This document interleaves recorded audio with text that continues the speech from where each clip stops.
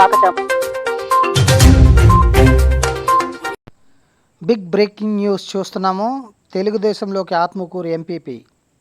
ఆత్మకూరు నియోజకవర్గం ఎన్నికల సమరంలో అనూహ్య స్పందనలు చోటు చేసుకుంటున్నాయి.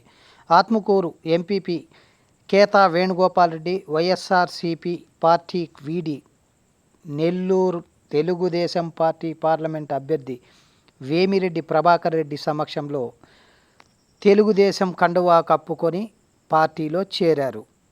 సో వలసలు ఇలాగే కంటిన్యూ అయితే మాత్రం ఆత్మకూరు నియోజకవర్గంలో వైసీపీ పార్టీని వీడేందుకు మరికొందరు నాయకులు సిద్ధంగా ఉన్నట్లు రాజకీయ విశ్లేషకులు సమాచారం. అయితే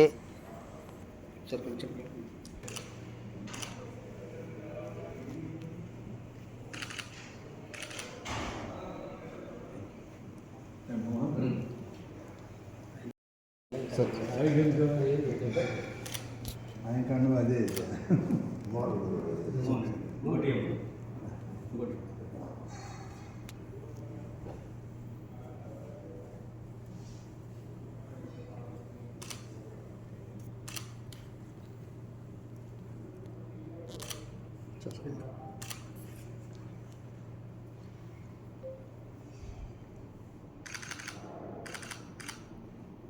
అందరు కవర్ అవ్వాలి.